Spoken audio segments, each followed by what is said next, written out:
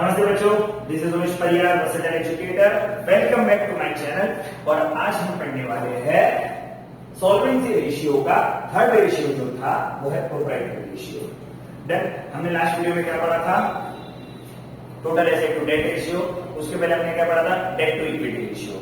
Videos देख लेना चाहिए, थोड़ा पीछे रह जाके, ठीक है, चैनल पे जाके। आज पढ़ेंगे प्रोप्राइटरी रेशियो। प्रोप्राइटरी रेशियो का मतलब क्या होता है? प्रोप्राइटर का मतलब होता है ओनर, ओनर्स। अब ओनर्स की इक्विटी जो होगी वो सब प्रोप्राइटर में आएगा, वो सब किसमें आएगा? प्रोप्राइटर। अब ये तो मेरे को फाइनेंशियल स्टेटमेंट में पता ही है। क्या पता है? कि अगर मैं लायबिलिटी और एसेट बनाऊं, क्या बनाऊं? लायबिलिटी और एसेट। तो लायबिलिटी दो पार्ट में डिवाइड होता है, which is my equity and my liability. Liability is also considered into two parts, current liability and non current liability. Equities में क्या क्या आ जाएगा? एक आएगा मेरा जो कि मेरा पूरा शेयर होल्डर फंड बनता है, शेयर होल्डर फंड। उसमें क्या क्या आता है? शेयर कैपिटल आता है। शेयर कैपिटल में दो तरह के शेयर कैपिटल आएंगे, इक्विटी शेयर कैपिटल आएगा, प्रेफरेंस शेयर कैपिटल आएगा। और दूसरा जो मेरा आता है वो आता है रिजर्व्स एंड सरप्लस। और एसेट साइड के अप्रोच में तो मेरे को पता है नॉन करंट एसेट और करंट एसेट। अब प्रोप्राइटरी रेशियो जो होगा वो रिलेशनशिप बताएगा। किसका रिलेशनशिप बताता है? अब मेन चीज तो यही है, रिलेशनशिप बताएगा। रिलेशनशिप बताता है। किसके बीच में रिलेशनशिप बताएगा? ऑब्वियस सी बात है। अब जो इक्विटी जो ओनर से मैंने पैसा लिया है उसी पैसों से तो मैंने एसेट्स बनाए हैं। देन उसी पैसों से मैंने क्या बनाया है? एसेट्स बनाए हैं। तो जब मैं ओनर से पैसा लेता हूं तो उन चीजों से मैं क्या बनाता हूं? अपने एसेट्स बनाता हूं। उन चीजों से मैं क्या बनाता हूं? एसेट्स। अब जब मैं अपने प्रोप्राइटरी रेशियो का फॉर्मूला देखता हूं तो क्या होता है? Proprietary fund upon total assets. किसके बीच में रिलेशन बता रहा है? टोटल एसेट और प्रोप्राइटरी फंड के बीच में रिलेशन बता रहा है कि अगर मेरा टोटल एसेट उतना है तो उसके अंदर कितना पार्ट प्रोप्राइटरी फंड का है, उसके अंदर कितना पार्ट प्रोप्राइटरी फंड का है। मान लो अगर मेरा टोटल एसेट 10 रुपए का है तो अब पूरे बैलेंस शीट से मैंने एक तो पैसे ओनरों से लिए थे, मैंने बैंक से कुछ नॉन करंट लायबिलिटीज के तौर पर उठाए थे, लोगों से उठाए थे, और मेरी करंट लायबिलिटीज थी। तो ये तो आता ही नहीं है, नॉन करंट लायबिलिटी का पार्ट भी आता है मेरे लोन वाले पार्ट में। तो ये मैंने इन दोनों जगह से पैसे उठाए थे और उससे मैंने अपने एसेट्स बना लिए। उससे मैंने क्या बना लिया? एसेट्स। तो मेरे एसेट्स 10 के बन गए। अब 10 के एसेट्स में ओनर का कितना पैसा था? 2 रुपए हो सकता है, 3 हो सकता है, 4 रुपए हो सकता है। बाकी का बचा हुआ क्या हो सकता है? लोन हो सकता है ऊपर का। कौन सा लोन हो सकता है? जो मैंने कहीं से थर्ड पार्टी लायबिलिटी से उठाया हुआ, बैंक से, पब्लिक डिपॉजिट के नाम पे, डिबेंचर के नाम पे, कहीं से भी उठाया हुआ है। तो प्रोप्राइटरी रेशियो मेरा ये रिलेशन बताएगा। कौन सा रिलेशन बताता है? Proprietary fund divide by total asset. अब ये प्योर रेशियो में भी आ सकता है और परसेंटेज में भी आ सकता है। देन गाइस, तो ओनर इक्विटी बताता है, ओनर इक्विटी बताता है। अब जब इस पूरे को एनालाइज करूंगा और प्रोप्राइटरी रेशियो निकालना होगा तो कैसे निकालूंगा? जब मैं अपने टोटल एसेट्स में से, तो इसके दो अप्रोचेस है। अप्रोचेस की बात जब अपन करते हैं तो प्रोप्राइटरी फंड निकालने के मेरे पास दो अप्रोच है और दोनों अप्रोच से सेम आंसर आएगा। एक अप्रोच होता है लायबिलिटी साइड वाला अप्रोच। लायबिलिटी साइड वाला अप्रोच, लायबिलिटी साइड वाला अप्रोच कैसा होगा कि या तो आप सीधा ये वाला जो पार्ट है आपके इक्विटी वाला उसको डायरेक्टली प्लस कर दो। क्या क्या? Equity share plus preference shares और प्लस रिजर्व्स एंड सरप्लस। जब आप इन तीनों को प्लस करते हो तो इसको अपन बोलते हैं लायबिलिटी साइड का अप्रोच। आपको डायरेक्टली आपको क्या मिल जाता है? Share holder fund. और उसके लिए मेरे पास इंफॉर्मेशन क्या अवेलेबल है उसके साइड से अप्रोचेस लगेंगे कि मेरे पास एसेट ज्यादा दिया हुआ है, मेरे पास लायबिलिटी का इंफॉर्मेशन दिया हुआ है। और अगर एसेट साइड के अप्रोच की बात करता हूं तो वापस वही आ गया। टोटल एसेट में से अगर आप माइनस करोगे, क्या माइनस करोगे? थर्ड पार्टी लायबिलिटी और नॉन करंट लायबिलिटी दोनों, मतलब पूरी की पूरी टोटल लायबिलिटी, तो आपको क्या मिलता है? एसेट साइड का अप्रोच। अब जब टोटल एसेट की बात करते हैं तो क्या क्या आता है मेरे अंदर? Non current asset plus current asset. Total liability की बात करते हैं तो क्या आता है उसके अंदर? नॉन करंट लायबिलिटी, ठीक है, और प्लस करंट लायबिलिटी। इन दोनों को मिलाएंगे तो अपना क्या बनता है? टोटल लायबिलिटी बनता है। अब जब ये ब्रैकेट को ओपन करूंगा मैं तो देखो कैसे होगा? Non current asset plus current asset minus into plus is minus non current liability and minus into plus is minus current liability. अब देखो ये फॉर्मूला में एक चीज और बनती है, सीए और सीएल को अगर मैं एक साइड ले आऊं non current liability, non current asset plus current asset minus current liability minus non current liability. तो ये क्या बन गया, रेशियो में current asset minus current liability का फॉर्मूला होता है वर्किंग कैपिटल। एग्जैक्टली। तो मेरा दूसरा फॉर्मूला क्या भी बनता है, non current asset plus working capital minus non current liability. Then कभी नहीं ना तो कैसे ना कैसे तो यूज हो गए। देखते हैं कैसे यूज होगा, बना के देखते हैं। तो मैंने 4 क्वेश्चन ऑलरेडी लिख दिए हैं बोर्ड पे, चारों क्वेश्चन सॉल्व करते हैं तो हमें उससे पता चल जाएगा प्रोप्राइटरी रेशियो का रिलेशनशिप क्या आता है, ओनर इक्विटी का रिलेशन कितना है, ओनर का पार्ट कितना है मेरे टोटल एसेट के अंदर। तो प्रोप्राइटरी रेशियो का फॉर्मूला क्या है, प्रोप्राइटरी फंड अपॉन या प्रोप्राइटरी रेशियो प्रोप्राइटरी फंड, या फिर इसको आप लोग बोल सकते हो शेयर होल्डर फंड भी बोल सकते हो, shareholders fund upon total assets, upon total assets. So ये आपका प्योर में क्या आ सकता है रेशियो, जब प्योर रेशियो में आएगा, और परसेंटेज रेशियो में भी आ सकता है। परसेंटेज रेशियो की जब अपन बात करेंगे तो प्रोप्राइटरी रेशियो का परसेंटेज में आएगा जब इनटू 100 होगा। तो इनटू 100 अगर है तो वो परसेंटेज में रेशियो देगा, इनटू 100 नहीं है अगर तो वो मेरे को किस में रेशियो देगा, प्योर रेशियो में देगा। देन अब मैं पहला क्वेश्चन लिखता हूं क्या दिया हुआ है। जब मेरे को पहला क्वेश्चन आया तो पहला क्वेश्चन में क्या था, from the following information calculate proprietary ratio. अब इंफॉर्मेशन लिखते क्या दिया हुआ है, शेयर कैपिटल 5 लाख रुपया, non current asset 22 lakh, reserve and surplus 3 lakh, current asset 10 lakh. सब तो दे दिया है, बैलेंस शीट की सारी चीज दे दी है, बना दो। शेयर होल्डर फंड में मेरे को पता है क्या क्या आता है। जब शेयर होल्डर फंड की मैं बात करता हूँ, शेयर होल्डर फंड में जब मैंने वर्टिकल बैलेंस शीट देखा था बहुत पहले वाले वीडियोस में, तो मेरे को पता चला था शेयर होल्डर फंड में क्या क्या आता है, share capital plus reserve and surplus. क्या मेरे पास ये दोनों चीजें दी हुई है, देख लो, share capital reserve and surplus 5 lakh plus 3 lakh, 5 lakh plus 3 lakh rupees दोनों दिया हुआ है। तो मेरा शेयर होल्डर फंड तो इजीली निकल गया, ये बन गया मेरा शेयर होल्डर फंड, जिसको मैं क्या बोलता हूँ, प्रोप्राइटरी फंड भी बोलता हूँ, प्रोप्राइटरी फंड। अब सेकंड क्या है, टोटल एसेट। टोटल एसेट में मेरे पास क्या था, non current asset plus current asset. क्या मेरे को दोनों चीजें दी हुई है, देखो क्वेश्चन के अंदर नॉन करंट एसेट है, करंट एसेट है। 22 लाख और 10 लाख कितना लाख होता है, 22 लाख प्लस 10 लाख, और ये मेरा होता है टोटल 32 लाख का टोटल एसेट। तो 32 लाख का मेरे टोटल एसेट आ गए, जिसके अंदर मैंने नॉन करंट और करंट एसेट दोनों है। अब ये डाल दो तुम फॉर्मूला में, 8 लाख डिवाइड बाय 32 लाख, तो कितना रेशियो आएगा, 8 लाख और 32 लाख को अगर मैं डिवाइड करूंगा तो देखते हैं, 0 0 0 0 0 0 0, 4 0 नीचे कट गए, 4 0 ऊपर कट गए, 5 0 नीचे कट गए, 5 0 ऊपर कट गए, 8 1 जा 8 4 जा। अगर प्योर रेशियो में दिखाओगे तो 1:4, पर परसेंटेज में दिखाओगे तो परसेंटेज में क्या हो जाएगा, ये 1/4 इंटू 100 हो जाएगा, और ये मेरा आ जाएगा 25%। तो परसेंटेज में दिखाऊंगा तो इंटू 100 करना पड़ेगा, और क्या रेशियो आएगा 25%। प्योर रेशियो में दिखाऊंगा तो क्या आएगा 1:4।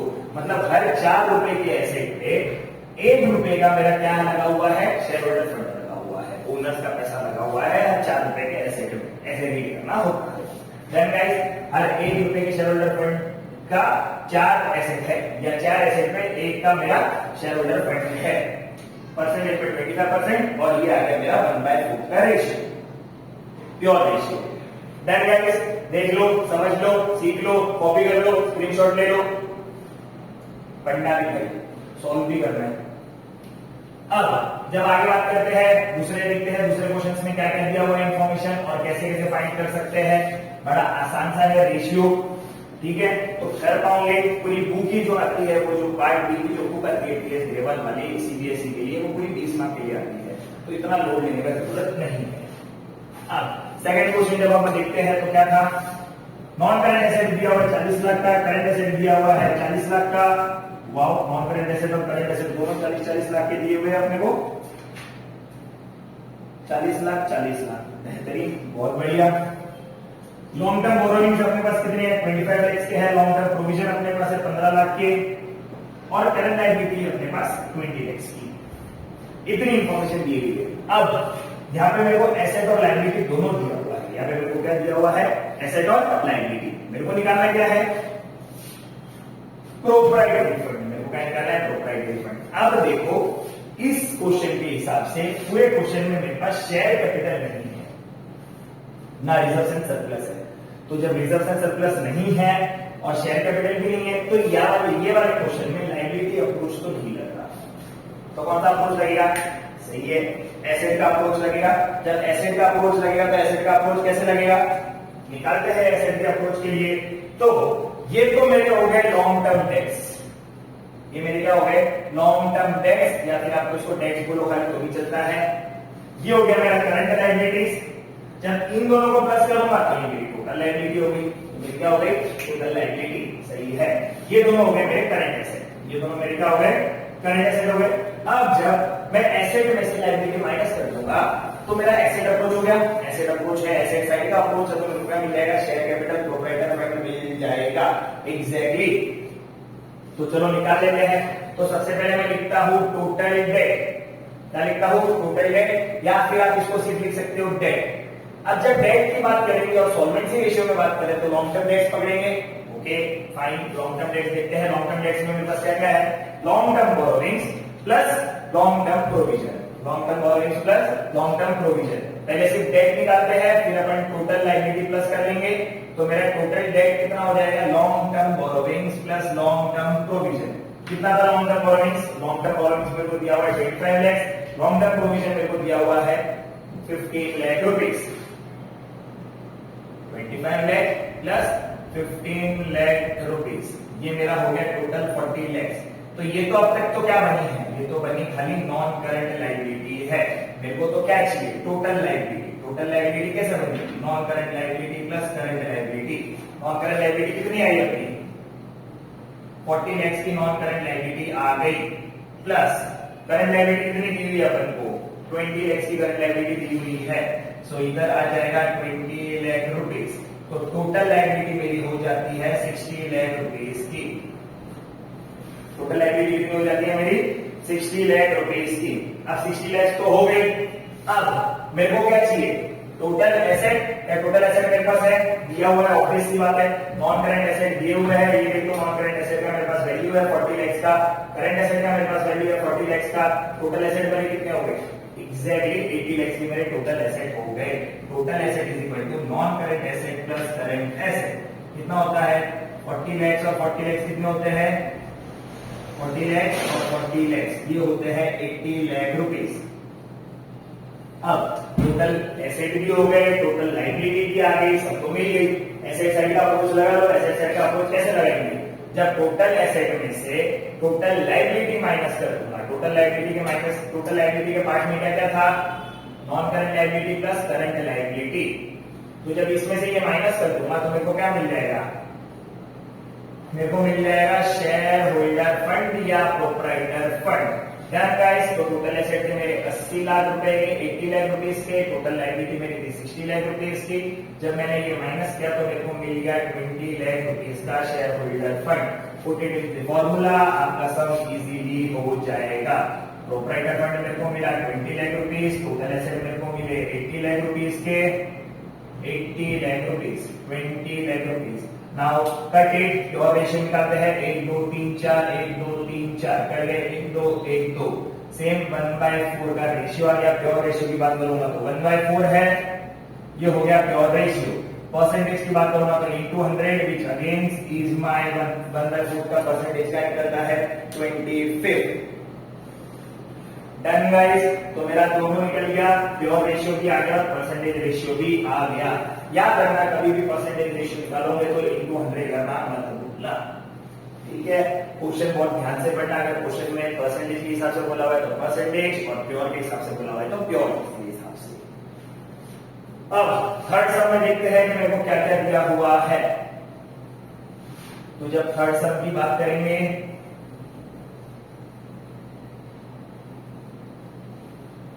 ठीक है।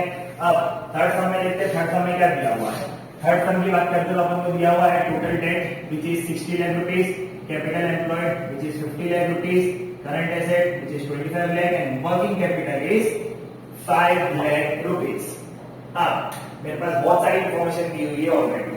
कैपिटल एम्प्लॉयड, कैपिटल आया कहां से था? Share holder fund, non current liability, तो कैपिटल एम्प्लॉयड बन गया। उतना ही कैपिटल लगाया था, वही पैसा, वहीं से तो पैसा आया था, करंट लायबिलिटी से थोड़ी पैसा आता है। तो दो तरीके से पैसा आता है, शेयर होल्डर फंड से आता है पैसा, और सही है, शेयर होल्डर फंड से तो आ गया, और दूसरा कहां से आएगा? कहां से आएगा? नॉन करंट लायबिलिटी से आएगा। सही है। टोटल डेट के अंदर जब बात करेंगे तो टोटल डेट के अंदर तो ऑलरेडी दो चीज इंक्लूड होगी। कौन सी दो चीज इंक्लूड होगी? नॉन करंट लायबिलिटी और करंट लायबिलिटी। आ जाओ सॉल्व करते हैं। तो सबसे पहले तो अपन निकाल लेते हैं करंट लायबिलिटी। सबसे पहले अपन क्या निकालते हैं? करंट लायबिलिटी निकाल लेते हैं। जब करंट लायबिलिटी निकालेंगे तो करंट लायबिलिटी आएगा कहां से? क्यों निकालना पड़ रहा है करंट लायबिलिटी? क्योंकि मेरे को यहाँ पे टोटल डेट लिखा हुआ है। टोटल डेट के अंदर क्या क्या इंक्लूड है? नॉन करंट लायबिलिटी और करंट लायबिलिटी। अब मेरे पास करंट लायबिलिटी है ही नहीं, मेरे को पता ही नहीं कितनी है, कैसे निकालूंगा? एग्जैक्टली वर्किंग कैपिटल से। वर्किंग कैपिटल का फॉर्मूला क्या होता है? Current asset minus current liability. अब मेरे पास क्या इंफॉर्मेशन अवेलेबल? वर्किंग कैपिटल है कितना है? 5 लाख रुपीस का वर्किंग कैपिटल है। करंट एसेट कितना है? 25 लाख का करंट एसेट है। करंट लायबिलिटी कुछ नहीं है, खाली छोड़ दो। राइट साइड का माइनस, लेफ्ट साइड आगे क्या हो जाएगा? प्लस। ठीक है, तो करंट लायबिलिटी को लेफ्ट साइड ले आते हैं। 25 लाख में से अगर मैं माइनस करूंगा 5 लाख, जो राइट साइड इधर लेफ्ट साइड था उसको राइट साइड ले आते हैं, इधर प्लस था उस साइड आगे माइनस हो जाएगा, माइनस डाल दिया। This is 5 lakh rupees. अब 25 लाख में से 5 लाख गए तो कितने बच गए? 20 लाख रुपीस बच गए। ये हो गया मेरा करंट लायबिलिटी। अब अगर करंट लायबिलिटी 20 लाख की है तो मेरा लॉन्ग टर्म डेट कितना होगा? मेरा लॉन्ग टर्म डेट कितना होगा? एग्जैक्टली। तो टोटल डेट अगर मेरा 60 लाख का है, 60 लाख का है, total debt is equal to non current liability plus current liability. Non current liability plus current liability. अब अगर मेरा टोटल डेट कितना है? टोटल डेट कितना है? एग्जैक्टली टोटल डेट अगर मेरे को दिया हुआ है 60 लाख रुपीस का, 60 लाख रुपीस का, नॉन करंट लायबिलिटी मेरे पास नहीं है क्योंकि मेरा ये तो main non current liability debt, ये भी तो डेट, यही तो डेट मार्केट से उठाता हूं। करंट लायबिलिटी अगर मेरे को मिलते हैं 20 लाख के, सो वापस वही करना है, इस साइड उस साइड, नॉन करंट लायबिलिटी को अकेला छोड़ दो, 60 लाख को इस साइड या उस साइड ले आओ, 60 लाख को अगर इस साइड अकेला छोड़ते हैं तो 20 लाख जो प्लस है इधर आगे माइनस हो जाएगा। So I got my current liability, non current liability. जब नॉन करंट लायबिलिटी की बात करेंगे तो ये कितना आता है? 40 लाख रुपीस का नॉन करंट लायबिलिटी है। अब बोलोगे सर नॉन करंट लायबिलिटी निकालने की जरूरत क्या थी? तो नॉन करंट लायबिलिटी निकालने की ये जरूरत है क्योंकि वही चीज मेरे को करंट लायबिलिटी मेरे को निकालने पर ये पता चलेगा कि मेरा टोटल एसेट कितना है। मेरा क्या कितना है? टोटल एसेट कितना है। टोटल एसेट कैसे निकलेगा? उसके लिए मेरे पास देखो, मैंने ये चीज यूज कर ली है, मैंने ये चीज यूज कर ली है।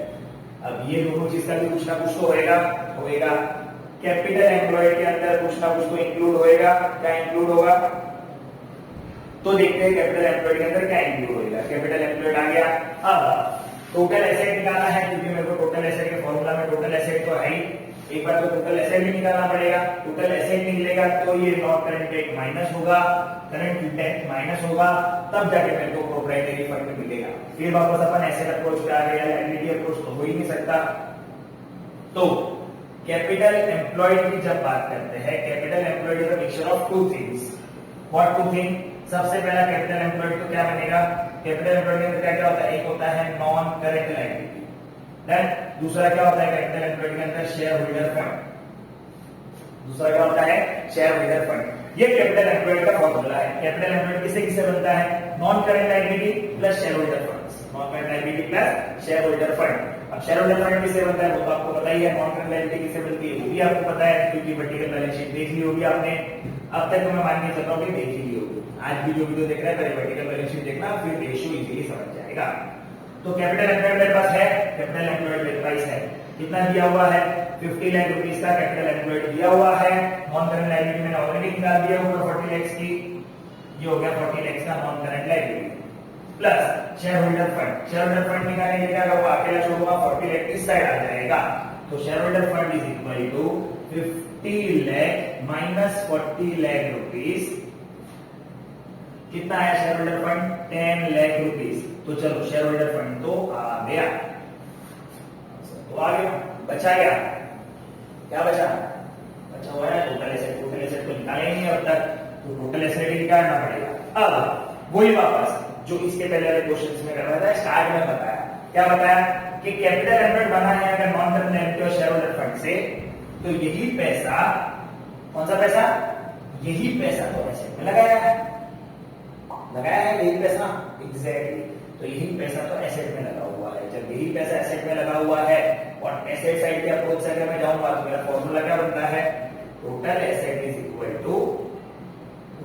Equal to share holder fund plus non current liability plus current liability. ये तीनों को जब मैं प्लस करता हूं तो मेरा क्या हो गया, left side is equal to right side, total asset is equal to total equities plus liability. तो इक्विटी और लायबिलिटी जब दोनों को प्लस करूंगा तो उसका मेरा टेली अमाउंट जो भी आएगा वो मेरा क्या बन जाएगा, टोटल एसेट बन जाएगा। क्या मेरे पास सब चीजें हैं, मेरे पास सब चीजें हैं, मेरे पास करंट लायबिलिटी है, मेरे पास करंट लायबिलिटी है, कितने की है, 20 lakhs की है। नॉन करंट लायबिलिटी है, नॉन करंट लायबिलिटी कितने की है, 40 lakhs की है। मेरे पास शेयर होल्डर फंड आ गया, कितने का आया, 10 lakhs का शेयर होल्डर फंड भी आ गया। तो अब अगर मैं बात करूं तो मेरा टोटल एसेट कितना बन गया, मेरा टोटल एसेट बना 40 to 60 10 70 lakhs का मेरा टोटल एसेट बन गया। क्या बन गया टोटल एसेट, 70 लाख का टोटल एसेट बन गया। Proprietary fund share holder fund 10 lakh का मिल गया। फॉर्मूला में पुट कर लो, तो फॉर्मूला में पुट करेंगे तो कैसे करेंगे, 10 lakhs डिवाइड बाय 70 लाख। अब कितना जीरो, 1 2 3 4 5 6 7 8 9 10 11 12 1 1 1 1 1 1 1 1 1 1 1 सब जीरो कैंसिल हो गए, बचा क्या 1/7। This is my pure ratio. Pure ratio आते ही मेरा काम हो जाता है। पर अगर मेरे को इसको परसेंटेज में लाना है तो क्या करना पड़ेगा, फॉर्मूला में से ही ऊपर से ही इनटू 100 करके दिखाना पड़ेगा। फॉर्मूला में proprietary fund upon total asset into 100, तो वो 100 हर स्टेप में चलते जाएगा और ये मेरा रेशियो मिल जाएगा 14.29% का रेशियो मिलेगा। क्या मिलेगा, 14.29% का रेशियो। होप सो समझ गया होगा, बहुत इजी से क्वेश्चन है। पर वही बात है ना, सीबीएसई इतना आसान क्वेश्चन थोड़ी देगा। और नए गाइडलाइंस के हिसाब से तो उनका ये भी है कि अब आपके कॉम्पिटेंसी लेवल को चेक करना चाहता है तो वो क्वेश्चन बढ़ा रहे हैं। तो देख लेते हैं कॉम्पिटेंसी लेवल कैसे चेक करेंगे। अब अगर मान लो कि इन्होंने ये कुछ पूछा ही नहीं, ठीक है, तो क्या करेंगे फिर, इतनी मेहनत तो पानी में गई, तो कुछ ना कुछ तो पूछेंगे। तो दूसरा कौन से क्वेश्चन पूछ सकते हैं रेशियोज के अंदर से, वो आपको पूछ लेंगे कि आप अपने हिसाब से बताओ, क्या बताओ कि अगर प्रोप्राइटरी रेशियो एम लिमिटेड का 0.8:1 है, क्या है प्रोप्राइटरी रेशियो अगर एम लिमिटेड का 0.8:1 है, तो क्या रीजन के कारण जो नीचे स्टेट किए गए हैं, कौन से फॉलोइंग ट्रांजैक्शन में या कौन से रीजंस के कारण प्रोप्राइटरी रेशियो में या तो प्रोप्राइटरी रेशियो बढ़ेगा, क्या होगा, प्रोप्राइटरी रेशियो तो बढ़ेगा, प्रोप्राइटरी रेशियो तो घटेगा, या प्रोप्राइटरी रेशियो में कोई चेंज नहीं होगा। तो हमारे पास ऐसे कितने ट्रांजैक्शन दिए हुए हैं, 4 ट्रांजैक्शन दिए हुए हैं। देखते हैं 4 ट्रांजैक्शन क्या है। पहला क्या होना चाहिए, पहला ट्रांजैक्शन, अब प्रोप्राइटरी फंड बढ़ना चाहिए, मतलब अगर मैं अपनी लायबिलिटी बना की बात करूं, इक्विटीज एंड लायबिलिटीज, तो ये total asset, non current asset, current asset, equities, non current liabilities and current liabilities. अब ये लोग मेरे को क्या बोलते हैं, मान ले अगर कंपनी ऑब्टेन कर रही है एक लोन, कहां से कर रही है, बैंक से, कहां से कर रही है, बैंक से, डन। बैंक से अगर वो 2 लाख रुपए का लोन ले रही है, 2 लाख रुपीज का, if company M limited is obtaining a loan from bank ₹2 lakh, जो कि उसको पे करना है, पेएबल है after 5 years, payable after 5 years. अब ये केस में वो क्या समझ गया कि लोन लिया और पैसा आ गया, लोन लिया और पैसा आ गया, लोन लेने पर मेरा डेट बढ़ गया, पैसा आने पर मेरा कैश बढ़ गया, डन। तो कैश बढ़ गया मतलब एसेट साइड बढ़ गया, और लोन लेने पर मेरा डेट बढ़ा मतलब मेरी नॉन करंट लायबिलिटी बढ़ी। क्या बढ़ी, नॉन करंट लायबिलिटी। अब इससे क्या हुआ, यहां तो एसेट बढ़ा, करंट एसेट, और इस साइड में लेफ्ट साइड में इक्विटी पे कोई फर्क पड़ा ही नहीं, नॉन करंट लायबिलिटी पे फर्क पड़ा। क्या फर्क पड़ा, नॉन करंट लायबिलिटी पे। अब जब प्रोप्राइटर फंड की बात करेंगे तो नॉन करंट लायबिलिटी तो आएगी नहीं, सही है। तो इस रीजन के हिसाब से क्या हुआ कि एसेट बढ़ रहा है, लायबिलिटी बढ़ रही है, पर ओनर्स फंड में फर्क नहीं पड़ा, ओनर्स फंड पे फर्क नहीं पड़ा। तो जब ओनर्स फंड पे फर्क नहीं पड़ा पर एसेट बढ़ा। अब अगर मैं फॉर्मूला की बात करूं तो शेयर होल्डर फंड पे तो कोई फर्क नहीं पड़ा, वो एक्स ही है। वो कितना है एक्स। मान लो एग्जांपल लेते हैं अपन, शेयर होल्डर फंड पहले भी 1 लाख रुपया था और अभी भी 1 लाख रुपया ही है। अभी भी कितना है 1 लाख रुपया ही है। ठीक है, पहले मेरे एसेट्स 2 लाख के थे। कितने के थे एसेट में? कैश मेरे पास 2 लाख रुपया पड़ा था मान लो, तो मेरा रेशियो क्या आया था 1:2 का मेरा रेशियो था, मतलब 50% का रेशियो था। अब क्या हुआ 2 लाख रुपए और बढ़े क्योंकि लोन लिया तो एसेट तो बढ़ा, टोटल एसेट तो बढ़ा। तो टोटल एसेट कितना हो गया? टोटल एसेट हो गया मेरा 4 लाख रुपए का। Now my ratio becomes less, मेरा रेशियो कम हो गया। पहले मेरा 1:2 आया था, अब मेरा 1:4 आ गया। मैंने क्या एग्जांपल लिया कि मान लो मेरा प्रोप्राइटर का शेयर होल्डर फंड 1 लाख रुपए ही है और मेरा पहले एसेट थे 2 लाख रुपए के, अब हो गए 4 लाख रुपए के। क्यों भाई? क्योंकि कैश बढ़ गया। कैश बढ़ गया बोले तो लोन लिया तो कैश बढ़ गया। तो मेरा रेशियो क्या आया 1:4। 1:4 का रेशियो मेरे को क्या देगा? 25% का रेशियो देगा। तो यहां से मेरा पहले रेशियो कितना मिलता था मेरे को 50%, अब कितना मिला 25%। तो मेरा ratio is decrease. So obtaining a loan from a bank will decrease my proprietary ratio, then we decrease my proprietary ratio. Exact. अब सेकंड की बात करते हैं। सेकंड का दिया हुआ है, अगर मैंने परचेज किया मशीनरी फॉर कैश 75,000, देन अब मशीनरी खरीद रहा हूं, कैश जा रहा है, क्या हुआ? क्या हुआ? नॉन करेंट एसेट बढ़ा क्योंकि मशीनरी खरीद रहा हूं। क्योंकि क्या कर रहा हूं? मशीनरी खरीद रहा हूं। नॉन करेंट एसेट बढ़ गया, कैश हो गया कम क्योंकि कैश में खरीद रहा हूं। इसमें खरीद रहा हूं कैश में। तो अब अगर कैश कम हुआ एसेट बढ़ा तो एक साइड तो इफेक्ट आया, सेम इफेक्ट आया, सेम अमाउंट गया, सेम अमाउंट की मशीन आ गई। कोई दिक्कत हुई, कोई तकलीफ हुई? कोई तकलीफ नहीं हुआ। तो इससे क्या इक्विटी शेयर होल्डर फंड पे कोई चेंजेस आया? नहीं आया। क्यों नहीं आया? क्योंकि एसेट बढ़ रहा है, नॉन करेंट एसेट। ठीक है, अब यहाँ से टोटल एसेट बढ़ाएंगे। क्यों नहीं बढ़ा टोटल एसेट? सेम का सेम ही है, टोटल एसेट बढ़ाएंगे। 75,000 का टोटल एसेट में से कैश कम हो गया, 75,000 का मशीनरी बढ़ गया, फिर एसेट बढ़ गया। दोनों एक ही साइड हो रहा है, एक ही साइड आ रहा है, एसेट कम हुआ एसेट बढ़ गया। सो मशीनरी खरीदना कैश में मेरे को क्या देगा? नो चेंज देगा। किसमें? प्रोप्राइटरी रेशियो में। Very nice. थर्ड, अब बात करते हैं, रिडीम कर दिया मैंने 5% redeemable preference shares of 1 lakh rupees. क्या किया? रिडीम कर दिया। कितना परसेंट तक? 5% रिडीमेबल प्रेफरेंस शेयर, मतलब ऐसे प्रेफरेंस शेयर थे जो मैं रिडीम कर सकता हूं। कर दिया रिडीम। रिडीम करने का मतलब होता है कि मैं लोगों से अपने शेयर वापस ले लूंगा और उनको उनका पैसा रिटर्न दे दूंगा। क्यों दे दूंगा? कंपनी का जो भी ऑब्लिगेशन होगा वो हो गया होगा। जितने टाइम के लिए पैसा लिया गया वो कंपनी ने फुलफिल कर दिया होगा। ठीक है, अब रिडीम किया, preference share, preference share is a part of share holder fund equity का। डन। अब रिडीम किया तो प्रेफरेंस शेयर कम हो गए, कैश में रिडीम हुआ तो कैश कम हो गया। दोनों साइड इफेक्ट आया। किस साइड इफेक्ट आया? दोनों साइड इफेक्ट आया। डन। जब ऐसा कोई इफेक्ट आता है क्योंकि दोनों कम हो गया और सेम अमाउंट से कम हुआ ना, 1 लाख यहां से कम हुआ, 1 लाख यहां से कम हुआ, 1 लाख यहां से कम हुआ, 1 लाख यहां से कम हो गया। अब रेशियो में चेंज हुआ। मान लो पहले मेरा शेयर होल्डर फंड टोटल था 2 लाख रुपीस का। एग्जांपल फॉर थर्ड, अगर मेरा total share holder fund 2 lakh rupees का था और मेरा टोटल एसेट था 4 लाख रुपए का। कितना था? 4 लाख रुपए का। ये मेरे को क्या कितना रेशियो दे रहा है? 2:4 इज 50% का रेशियो दे रहा है। ठीक है, क्या दे रहा है? 50% का रेशियो। 2 1 2 2 2 1 50%। डन। 50% का रेशियो दे रहा है। अब अगर बोलते रिडीम कर देते हैं, रिडीम करने मतलब शेयर होल्डर फंड कम हुआ, कैश कम हुआ, कितने से कम हुआ? 1 लाख से। तो 2 lakh minus 1 lakh rupees divide by 4 lakh minus 1 lakh rupees. कितना हो गया रेशियो? ऊपर बचा 1 लाख, नीचे बचा 3 lakh. Now my ratio is 1 divided by 3, 1 divided by 3 is कितना? 0.33, which is my 33.33% into 100 करता हूं तो अब पहले मेरा रेशियो था 50%, अब हो गया 33%। तो इससे क्या हुआ? क्या पता चला? रेशियो डिक्रीज हुआ। एग्जैक्टली। तो रिडीमेबल प्रेफरेंस शेयर जब रिडीम होगा तो मेरा प्रोप्राइटरी रेशियो क्या होगा? डिक्रीज होगा। थर्ड केस मेरा क्या होगा? डिक्रीज होगा। एग्जांपल देख लो मैंने क्या दिया हुआ है। This is my share holder fund and this is my total asset. ठीक है, डन गाइस। अब आगे बढ़ते हैं फोर्थ वाला कि मैंने इशू किया equity share to the vendors of machinery purchase for ₹4 lakh. ये है अदर देन कैश का सम आएगा। आगे ये भी कि मैंने मशीनरी खरीदी, मशीनरी खरीदने पर मैंने उसको कैश नहीं दिया वेंडर को, मैंने वेंडर को क्या दिया, वेंडर को दे दिया मैंने इक्विटी शेयर।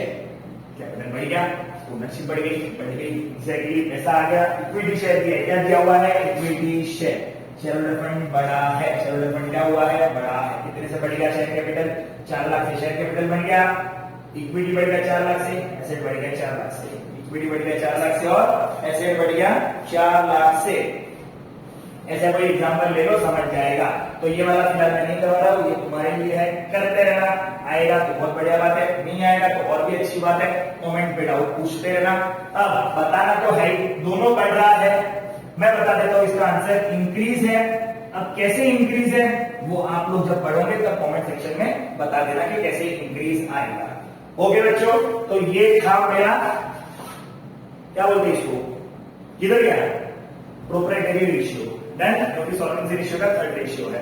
तो वीडियो अच्छी लगेगी तो लाइक शेयर सब्सक्राइब कमेंट जरूर करना, और एग्जाम में एक दूसरे की हेल्प करना, साथ में ग्रो करोगे। Done guys, bye bye.